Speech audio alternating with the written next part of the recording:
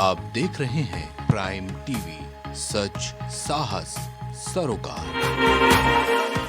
नमस्कार, आप देख रहे हैं प्राइम टीवी और मैं हूं आपके साथ नंदिनी यादव। स्वागत है आप सबका शहर शहर खबर खबर में। मुख्यमंत्री योगी आदित्यनाथ का काशी दौरा है। आज बड़ी खबर आपको बता दें कि मुख्यमंत्री योगी आदित्यनाथ का आज काशी दौरा है। सर्किट हाउस में अधिकारियों के साथ बैठक करेंगे मुख्यमंत्री योगी आदित्यनाथ। काशी दौरे पर है मुख्यमंत्री योगी आदित्यनाथ। सर्किट हाउस में अधिकारियों के साथ बैठक करेंगे। परियोजनाओं का स्थलीय निरीक्षण करेंगे सीएम। तो बता दें कि सीएम काशी दौरे पर है। 7 जुलाई को पीएम मोदी का वाराणसी दौरा प्रस्तावित है। कार्यों की समीक्षा कर रहे हैं सीएम। पीएम मोदी के कार्यक्रम की तैयारियां परखेंगे सीएम। मुख्यमंत्री योगी आदित्यनाथ का काशी दौरा। मुख्यमंत्री योगी आदित्यनाथ काशी दौरे पर है। सर्किट हाउस में अधिकारियों के साथ बैठक करेंगे। अधिकारियों के साथ बैठक करेंगे मुख्यमंत्री योगी आदित्यनाथ। सर्किट हाउस में परियोजनाओं का स्थलीय निरीक्षण करेंगे सीएम। 7 जुलाई को पीएम का दौरा है। बता दें कि काशी में, जिसके पहले ही 7 जुलाई को पीएम मोदी का वाराणसी दौरा प्रस्तावित किया गया है, जिसके बाद आज काशी दौरे पर पहुंचे हैं सीएम योगी आदित्यनाथ। कार्यों की समीक्षा कर रहे हैं। पीएम मोदी के कार्यक्रम की तैयारियों को परखेंगे सीएम योगी आदित्यनाथ। मुख्यमंत्री योगी आदित्यनाथ का काशी दौरा है, जहां पर वो आज कार्यों की समीक्षा कर रहे हैं। बता दें कि 7 जुलाई को पीएम मोदी का दौरा है। सर्किट हाउस में अधिकारियों के साथ बैठक करेंगे मुख्यमंत्री योगी आदित्यनाथ। परियोजनाओं का स्थलीय निरीक्षण करेंगे सीएम। काशी दौरे पर हैं आज मुख्यमंत्री योगी आदित्यनाथ। 7 जुलाई को वहीं पीएम मोदी का वाराणसी दौरा प्रस्तावित है, जिसके कार्यों की समीक्षा के लिए आज सीएम योगी आदित्यनाथ काशी दौरे पर हैं। पीएम मोदी के कार्यक्रम की तैयारियों को परखेंगे सीएम आज। तो बता दें कि मुख्यमंत्री योगी आदित्यनाथ का काशी दौरे पर है। बता दें कि आज सर्किट हाउस में अधिकारियों के साथ बैठक करेंगे। पीएम मोदी 7 जुलाई को वाराणसी के दौरे पर रहेंगे। परियोजनाओं का स्थलीय निरीक्षण करेंगे आज सीएम। ज्यादा जानकारी के लिए इस खबर पे हमारे साथ संवाददाता विवेक जुड़ चुके हैं।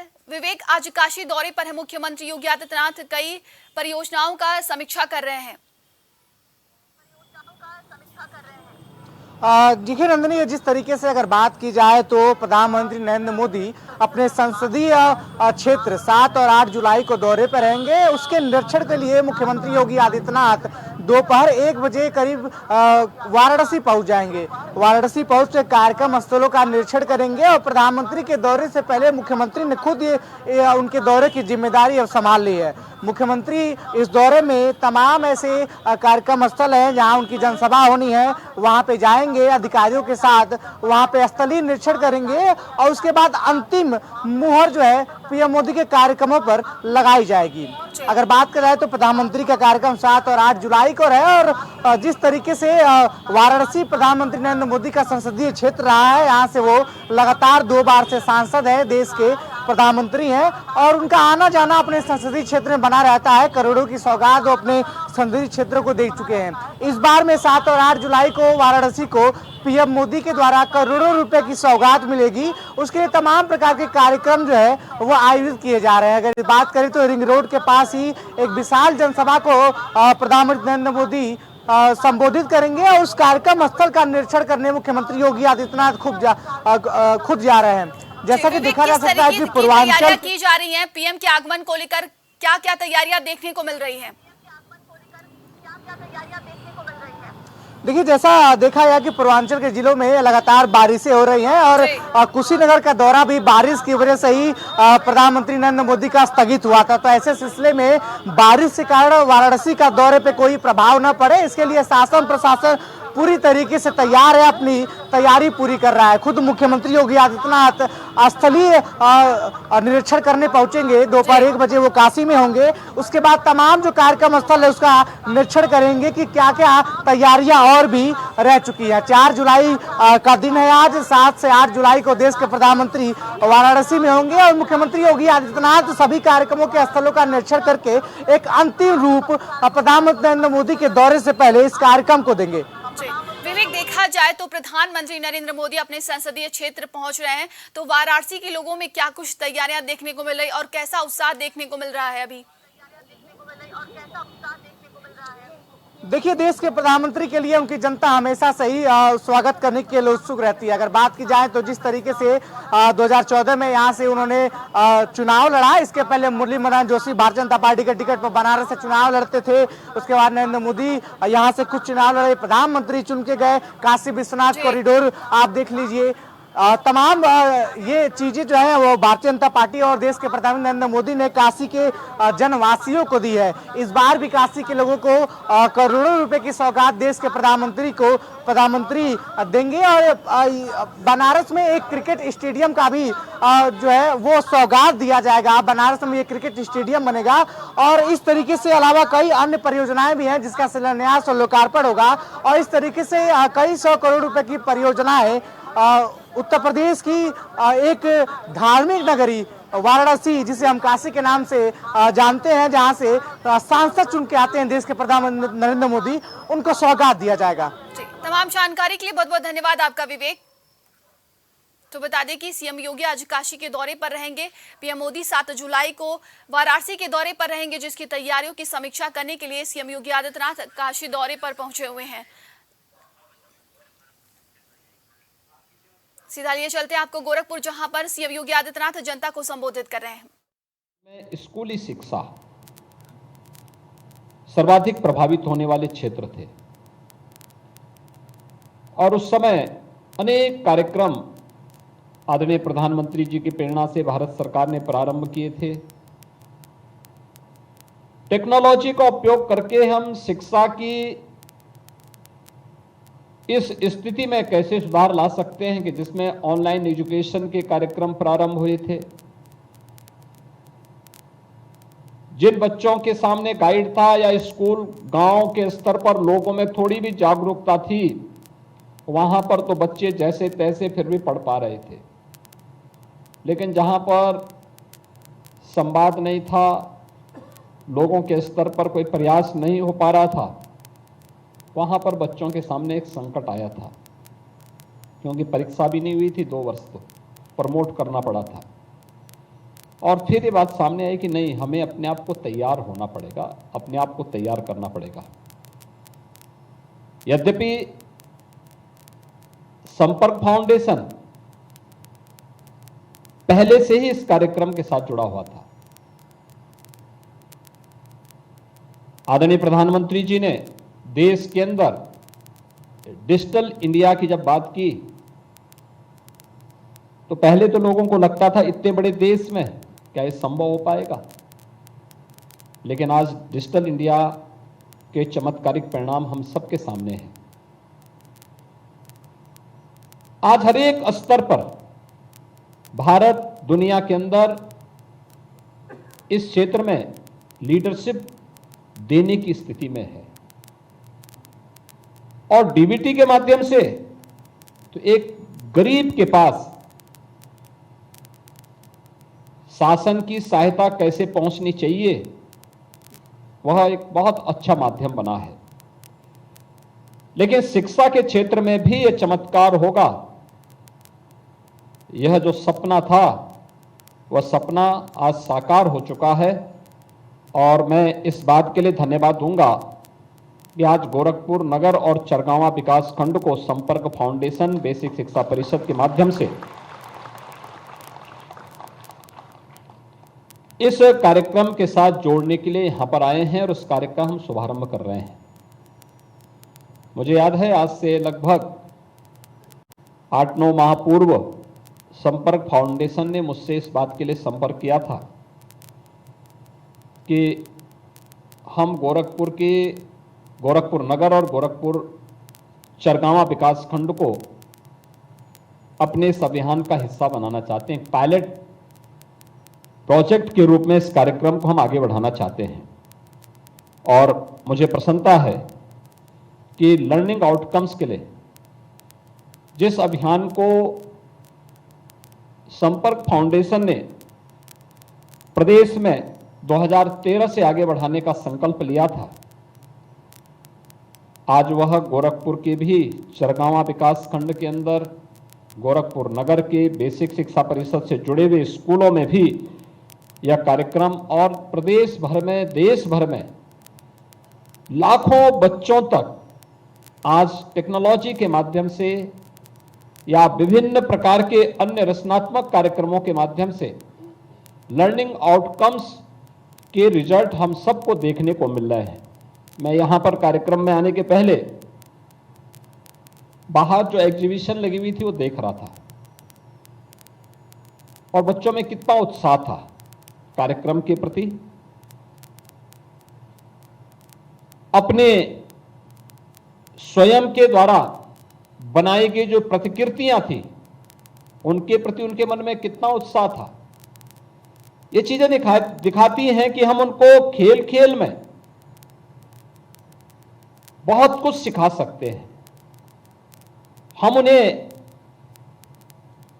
विभिन्न कहानियों के माध्यम से, गानों के माध्यम से, आखिर सूत्र जो हम सीखते हैं उसके पीछे का भाव यही तो होता है कि आसान होता है, बाद में उसको हम डिफाइन करना सीखते हैं।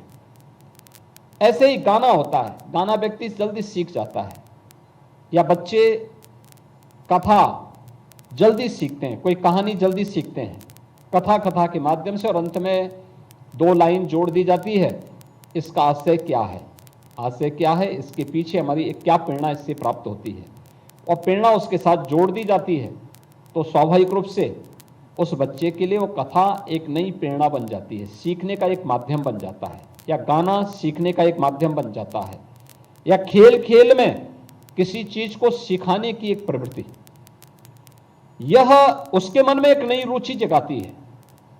मैं देख रहा था स्कूल खुले हैं जुलाई प्रथम सप्ताह में, आज मैं कुछ समाचार पत्रों का अवलोकन कर रहा था जहां पे हम लोगों ने अभी भी वही परंपरागत शिक्षा को ही माध्यम बनाया है। मैं देख रहा था उस बच्चे स्कूल जाने में रो रहे थे और कोई कहती थी अपनी माँ से, कोई बच्ची या कोई बच्चा अपनी माँ से कहता था आज मत भेजो स्कूल, अगले दिन मैं चला जाऊंगा। यानी दिखाता था कि उस बच्चे के लिए वो स्कूली शिक्षा वहां पर उबाऊ है, पढ़ाने का तरीके में कोई ना कोई ऐसी बात जरूर है जिससे वो बच्ची स्कूल जाने से रो रही थी कि नहीं मैं स्कूल नहीं जाना चाहती।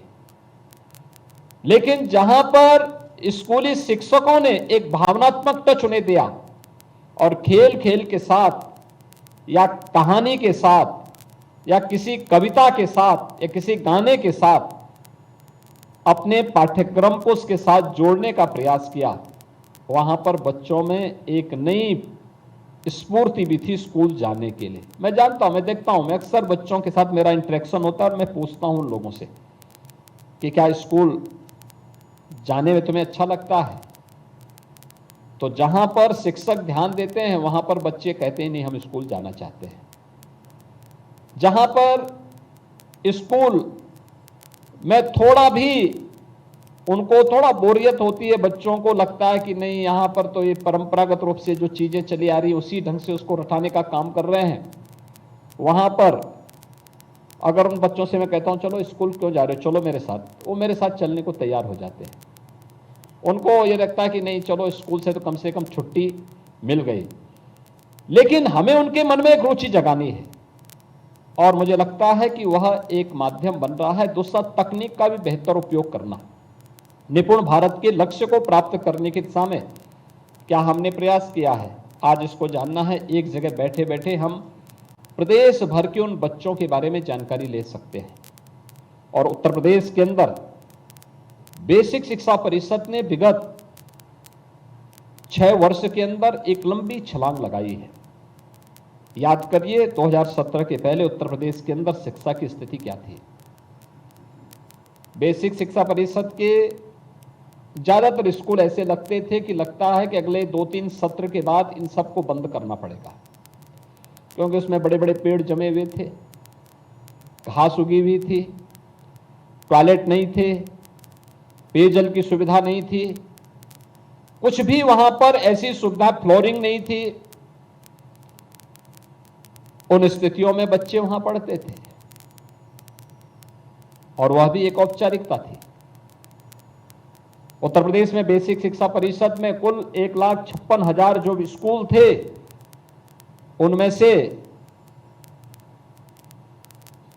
लगभग उनमें 1,34,00,000 के आसपास बच्चे बामुश्किल स्कूल आ पाते थे। शिक्षकों की भारी कमी थी।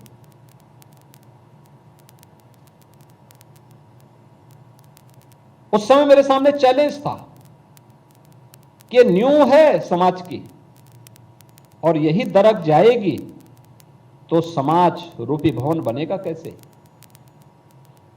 कैसे हम बना पाएंगे? और उस नींव को मजबूत करने के लिए उस समय हम लोगों ने संकल्प लिया था।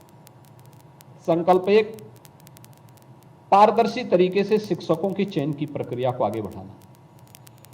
प्रदेश में बेसिक और माध्यमिक शिक्षा में हम लोगों ने 1,65,000 से अधिक शिक्षकों की तैनाती की और पारदर्शी तरीके से प्रदेश भर में की।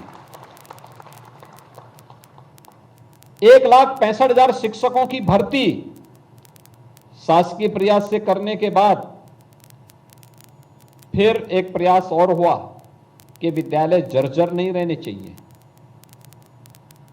इन विद्यालयों में फर्नीचर होना चाहिए, फ्लोरिंग होनी चाहिए, बालक और बालिकाओं के लिए अलग अलग टॉयलेट होने चाहिए, पेयजल की सुविधा होनी चाहिए, स्मार्ट क्लास होनी चाहिए, लाइब्रेरी होनी चाहिए, डिजिटल लाइब्रेरी होनी चाहिए। और एक प्रयास प्रारंभ हुआ और मैं धन्यवाद दूंगा बेसिक शिक्षा परिषद, उनके शिक्षकों को, उनकी प्रधानाचार्यों को, उनके अधिकारियों को, जनप्रतिनिधियों को, जिन्होंने सबने मिलकर के बेसिक शिक्षा परिषद के साथ मिलकर काम किया। 1,36,000 विद्यालयों को ऑपरेशन कायाकल्प के माध्यम से अब तक अच्छी फ्लोरिंग, बालक बालिकाओं के लिए टॉयलेट, पेयजल की सुविधा, library, digital library, smart class, इन सब से जोड़ने का काम किया और ज्यादातर में सुविधा वहां पर देखने को मिली है। हमने देखा है बहुत सारे बच्चे ऐसे थे जिनको इससे पहले जानकारी नहीं थी स्मार्ट क्लास क्या है या लाइब्रेरी क्या है, उसको कोई जानकारी नहीं थी। और मैं एक बार चित्रकूट चला गया था। चित्रकूट में एक सुदूर जनजातीय कोल बाहुल्य गांव में मैं गया था। अचानक मैं सुबह 7 बजे पहुंचा और मैंने वहां पर एक बच्चे से कहा, 3री क्लास की बच्ची थी, मैंने उससे कहा, मैंने कहा स्मार्ट क्लास को बताते, मैंने कहा इसके बारे में जानती हो? उसने कहा, मैंने कहा बताओ कैसे तुम इसमें पढ़ते हो? उसने तत्काल प्लग ऑन किया और फिर उसके बाद स्मार्ट क्लास में वो आकर के बताने लग गई। यानी उसके पास साधन नहीं था इसलिए वो जानती नहीं थी। जब साधन जैसे उसके पास उपलब्ध हुआ, वह देखने की, जानने की उसकी एक नई रुचि जागृत हुई। और अब तो टेक्नोलॉजी इतनी फास्ट हो चुकी है कि शिक्षकों की कमी अगर जहां कहीं भी है, हम अच्छे शिक्षकों को चयन करके ऑनलाइन एजुकेशन के साथ स्मार्ट क्लास को जोड़ करके बहुत सारी समस्याओं का समाधान कर सकते हैं। लेकिन इसमें हमें सबसे पहले अंकों के बारे में और वर्णमाला के बारे में, बच्चों को पढ़ाने के बारे में पूरी ईमानदारी के साथ, प्रतिबद्धता के साथ कार्य करना होगा। उस अभियान को आगे बढ़ाना पड़ेगा। अभी मैं आया था निपुण भारत के अंतर्गत, जिन बच्चों ने अच्छी ट्रेनिंग ली, शिक्षकों की भी अच्छी ट्रेनिंग हुई, वहां पर बच्चे बता लेते हैं, उनका क्लास का अपना एक स्टैंडर्ड उन्होंने तय कर दिया है, वे लोग आगे बढ़ रहे हैं। लेकिन जहां पे अभी भी थोड़ी भी लापरवाही है, वहां पर हम सबके सामने एक संकट बना हुआ है। और इसलिए मैं चाहूंगा कि हम अपने समाज के और अपने देश की नींव को मजबूती हमें करना है, तो हमें शिक्षा पे विशेष ध्यान देना पड़ेगा और शिक्षा को न केवल संसाधनों से भरपूर करना पड़ेगा, बल्कि उसको तकनीक से युक्त भी करना पड़ेगा। और प्रयास करना होगा कि सभी लोग मिलकर के जब इस कार्यक्रम को आगे बढ़ाएंगे तो उसके बेहतर परिणाम हम सबके सामने देखने को मिलेंगे। और आज वो परिणाम हम सबके सामने है। 1,91,00,000 बच्चे वर्तमान में बेसिक शिक्षा परिषद के स्कूलों में पढ़ रहे हैं। यानी 1,34,00,000 से बढ़कर के 1,91,00,000 बच्चे वर्तमान में पहुंचे हैं मात्र 6 वर्ष के अंदर। और ये संख्या तब है जब 3 वर्ष, लगभग 3 वर्ष कोरोना जैसी महामारी से जूझते हुए देश और दुनिया ने व्यतीत किए। इसके अलावा अन्य ढेर सारी सुविधाएं दी गई। आपने देखा होगा बेसिक शिक्षा परिषद में ज्यादातर बच्चे वहां पर आते थे, नंगे पैर आते थे, यूनिफॉर्म नहीं होती थी। आज उनके पास 2 यूनिफॉर्म, जूते मोजे, सर्दियों में स्वेटर, बैग और बुक्स उन बच्चों को उपलब्ध करवाया जा रहा है। इन सभी कार्यों के लिए पहले पैसा हम लोग उनको यहां से बेसिक शिक्षा परिषद से खरीद करके देते थे। बहुत सारी शिकायतें आती थी या लेट होता था। हमने कहा कि नहीं, हम पैसा डीबीटी के माध्यम से अभिभावक के खाते में दे देते हैं, छात्र के नाम पर।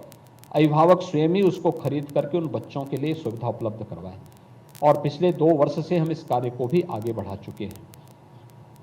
मेरी आप सबसे अपील होगी, इस दिशा में बेहतर प्रयास को आगे बढ़ाने की आवश्यकता है। और संपर्क फाउंडेशन जैसे संस्थान जब इसके साथ जुड़े हुए हैं, जिन्होंने रुचि लेकर के इस कार्यक्रम के साथ जुड़ करके लर्निंग आउटकम्स में इन बच्चों को की नींव को मजबूत करने के संकल्प को आगे बढ़ाया है, स्वाभाविक रूप से हम सबका दायित्व बनता है कि जिन्होंने अपने कैरियर को शिक्षा के लिए समर्पित किया है, उनका दायित्व और भी बढ़ जाता है।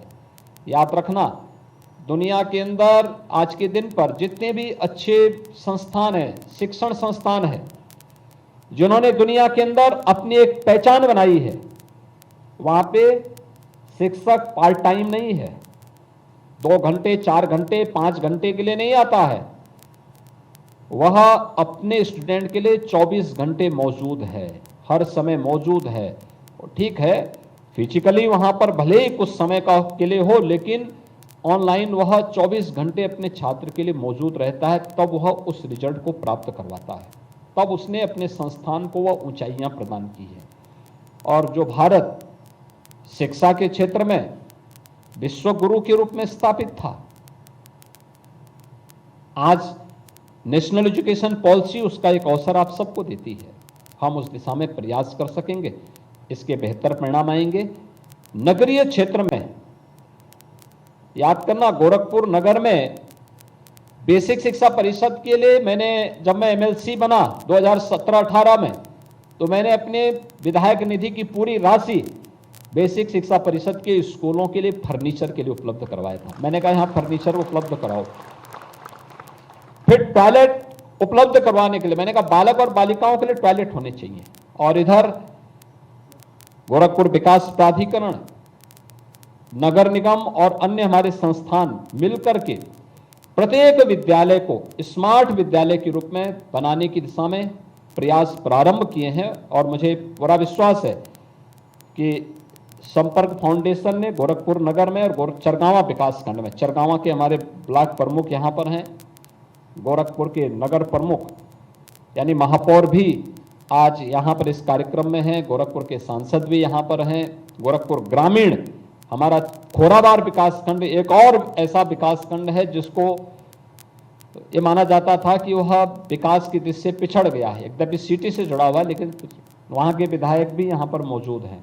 और मैं चाहूँगा कि ये लोग इन विद्यालयों में एक बार जा कर के देखें, वहाँ पे क्या सुविधाएं और उपलब्ध कराई जा सकती हैं, अपनी निधि का भी उसमें बेहतर उपयोग करें। संपर्क फाउंडेशन और बेसिक शिक्षा परिषद का भी CSR की अन्य धनराशि का भी उपयोग करके अगर इस कार्यक्रम को आगे बढ़ा सकेंगे तो बहुत अच्छी सुविधा हम इसके माध्यम से दे पाएंगे।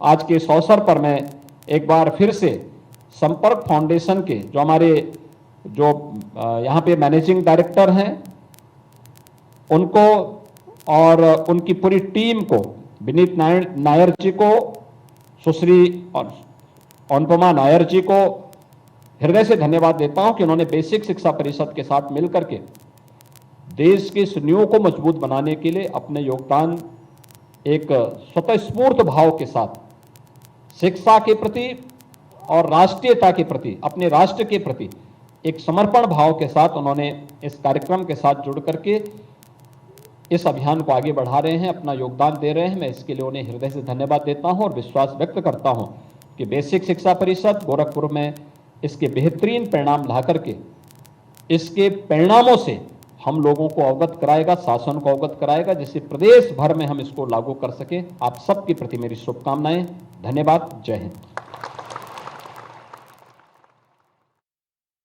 बता दें कि गोरखपुर से सीएम योगी आदित्यनाथ को आप सुन रहे थे। उन्होंने कहा कि यूपी के शिक्षा में बदलाव हो रहा है, यूपी में विद्यालय अब स्मार्ट बनाए जा रहे हैं, लगातार इसको लेकर काम किया जा रहा है। तमाम शिक्षा को लेकर उन्होंने बड़ी बातें कही हैं।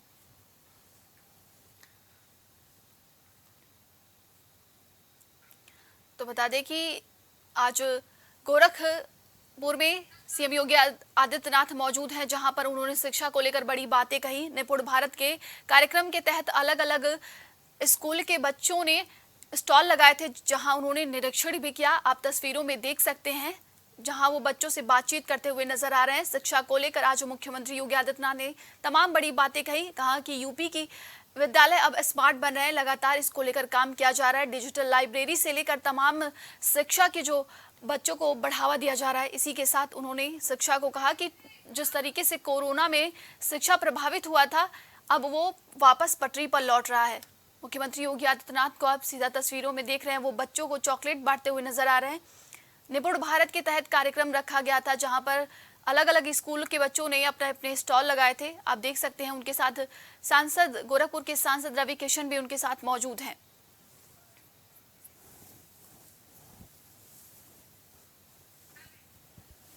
तो सीएम योगी आदित्यनाथ ने कहा कि अब यूपी की क्लासेस स्मार्ट हो रही हैं। कोरोना काल में शिक्षा प्रभावित हुई थी, अब दोबारा पटरी पर व्यवस्था लौट रही है। सीएम योगी ने आज शिक्षा को लेकर बड़ी बातें कही। यूपी के स्कूल अब स्मार्ट बनाए जा रहे हैं, इसको लेकर लगातार काम किया जा रहा है।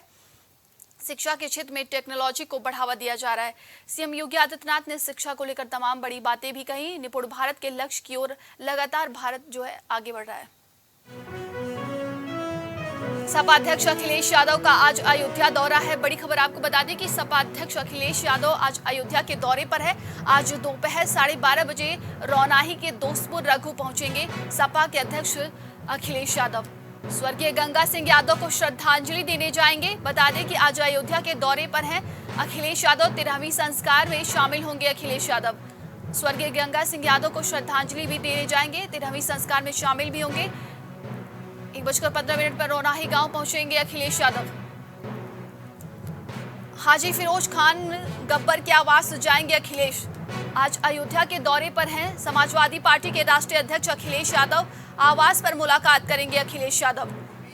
ज्यादा जानकारी के लिए इस खबर पे हमारे साथ संवाददाता विवेक जुड़ चुके हैं। विवेक, आज अयोध्या के दौरे पर हैं अखिलेश यादव, क्या कुछ उनके कार्यक्रम हैं? देखिए, अगर बात की जाए तो समाजवादी पार्टी के राष्ट्रीय अध्यक्ष अखिलेश यादव आज श्री राम की नगरी अयोध्या में होंगे और जिस तरीके से लगातार अखिलेश यादव अलग अलग जिलों के दौरे कर रहे हैं, ऐसा बताया जा रहा है कि लोकसभा चुनाव को देखते हुए वो तकरीबन महीने में 20 जिलों का दौरा करेंगे। लोकसभा वार अपने दौरे में तमाम कार्यकर्ताओं से मिलेंगे और पार्टी के हित में जो फैसले लेने होंगे वो लेंगे। मिशन 2024 को देखते हुए लोकसभा वार से लेकर अलग अलग जिला कमेटियों से विचार विमर्श किया जाएगा। अलग अलग जिलों से जो रिपोर्ट आएगी उसको अखिलेश यादव खुद ही दिखेंगे। अगर बात की जाए तो आज अखिलेश यादव तकरीबन 1:30 बजे श्री राम की नगरी अयोध्या में होंगे और वहाँ पर कई ऐसे कार्यक्रम है जहाँ पे खुद सम्मिलित होंगे। अगर बात करें तो 1:15 बजे रौनाही गांव अखिलेश यादव पहुंचेंगे। वहाँ हाजी फिरोज खान गफ्फर के आवास पे जाएंगे, उन पर मुलाकात करेंगे। उसके बाद 2:15 बजे के करीब उनके आवास से निकल के शहर के अंगूरी बाग कॉलोनी अखिलेश यादव जाएंगे। अगर बात करें तो पूर्व विधायक की पत्नी को सांत्वना देंगे, माफ कीजिएगा, उनको श्रद्धांजलि देंगे। और जिस तरीके से देखा जा रहा है कि समाजवादी पार्टी के राष्ट्रीय अध्यक्ष लोगों से मिल रहे हैं, लगातार चर्चाएं कर रहे हैं। मिशन 2024 से लेकर समाजवादी पार्टी लगातार एक्टिव दिख रही है, दौरे कर रहे हैं, लोकसभा वार दौरे हो रहे हैं। तो इससे साफ पता चलता है कि पूरी कमान जो है अखिलेश यादव ने अपने जिम्मे ले ली है। इसके बाद अगर बात करें तो तकरीबन शाम 3 बजे मकबरा पहुंचेंगे अखिलेश यादव और स्वर्गीय शीतला सिंह को भी श्रद्धांजलि अर्पित करेंगे। इसके बाद अगर बात की जाए तो 3:30 बजे उनका लखनऊ आगमन हो जाएगा। अगर सियासी समीकरण क्या कुछ इसका निकाला जाए? जी बिल्कुल, लोकसभा चुनाव के समीकरण की अगर बात की जाए तो जिस तरीके से तमाम दौरे हो रहे हैं अखिलेश यादव के, अलग अलग जिलों में लोकसभा वार दौरे हो रहे हैं और हर पार्टी जो है मिशन 2024 के लिए तमाम राजनीतिक और रणनीति अपनी तैयारी में जुटी हुई है। और जिस तरीके से अखिलेश यादव महीने में 20 जिलों का दौरा कर रहे हैं, बात करें तो जिला कमेटियों से रिपोर्ट जो है वो सौंपी जा रही है सपा कार्यालय पर। और जिस तरीके से 80 सीटों पर सपा जीतने का दावा कर रही है भारतीय जनता पार्टी को हराकर, उसके लिए समाजवादी पार्टी अब एक्शन मोड में दिखाई दे रही है। अखिलेश यादव खुद ही कमान संभालते हुए दौरे पे दौरे कर रहे हैं। और जिस तरीके से बात की जाए, आज रामनगर अयोध्या पे होंगे तो तमाम ऐसे मुद्दे होंगे जो अपने जनसंपर्क में अपने कार्यकर्ताओं को संबोधित करते हुए अखिलेश यादव उनके सामने रखेंगे और भारतीय जनता पार्टी को घेरने का प्रयास करेंगे। चाहे वो विकास का मुद्दा हो, चाहे वो रोजगार का मुद्दा हो, चाहे वो कोई भी मुद्दा हो जिससे भारतीय जनता पार्टी को सरकार को लगातार विपक्ष घेरे हुए है। तमाम जानकारी के लिए बहुत बहुत धन्यवाद आपका विवेक। लखनऊ में यूपी के राजनीतिक गलियारों में बदलाव की चर्चा तेज हो गई है। यूपी की राजनीति में बदलाव की चर्चा है। यूपी के कुछ सांसद बनाए जा सकते हैं केंद्र में मंत्री। कुछ मौजूदा मंत्रियों को किया जा सकता है बाहर। यूपी में बदलाव किए जा सकते हैं। बता दें कि केंद्र में बदलाव की तैयारी चल रही है। बेहतर परफॉर्मेंस न करने वाले हो सकते हैं बाहर। मोदी मंत्रिमंडल में शामिल हो सकते हैं यूपी के कई सांसद। इस वक्त की बड़ी खबर आपको बता दें कि मोदी के मंत्रिमंडल में यूपी के कई सांसद शामिल हो सकते हैं। ब्राह्मण, ओबीसी और दलित कोटे से एक एक मंत्री संभव है। सुब्रत पाठक, रेखा वर्मा, अरुण सागर का नाम चर्चा में है। जयप्रकाश रावत और विनोद सोनकर भी बन सकते हैं मंत्री। यूपी के राजनीतिक गलियारों में बदलाव की चर्चा तेज हो गई है। ज्यादा जानकारी के लिए इस खबर पे हमारे साथ संवाददाता सुहानी जुड़ चुकी हैं। सुहानी, यूपी के गलियारों में राजनीति में बदलाव की तैयारियां चल रही हैं, क्या कुछ वो बदलाव हो सकते हैं? जी नहीं, बता दें जैसे कि 2024 का चुनाव अब 6-7 महीने में इसमें बाकी है और सभी पार्टियां इसे जोरों तौर से तैयारियों में लग गई है। बात करें बीजेपी सरकार की तो बीजेपी सरकार 365 दिन जो है चुनावी मोड में रहती है, लेकिन इस बार लोकसभा चुनाव जो है कहीं ना कहीं ये बड़ा एक उनके लिए इम्तिहान साबित हो रहा है, क्योंकि जो विपक्ष है वो पूरा एकजुट होकर बीजेपी सरकार को हराने में पूरी तरह से जुट गई है। वही बात करें, अब प्रधानमंत्री मोदी के 9 साल पूरा हो गया है और पूरे देश में उनके कार्यों को लेकर अलग अलग क्षेत्रों में जाकर, राज्यों में जाकर अपने कार्य के जनता के सीधे तक पहुंचा रहे हैं। वही अब जो राजनीतिक गलियारों में जो मोदी सरकार है वो अपनी मंत्रिमंडल में चेंज करने के लिए पूरी तरह से सियासी में हलचलें बरकरार हो गई है। बता दें आपको नंदिनी की अब जो मंत्रिमंडल में चेंज करने के लिए जो बैठकें कल हुई है उसमें मंथन हुआ और पूरी तरह से कयास लगाया जा रहा है कि 2024 चुनाव के लिए जो है अब मंत्रिमंडल में फेरबदल होगा।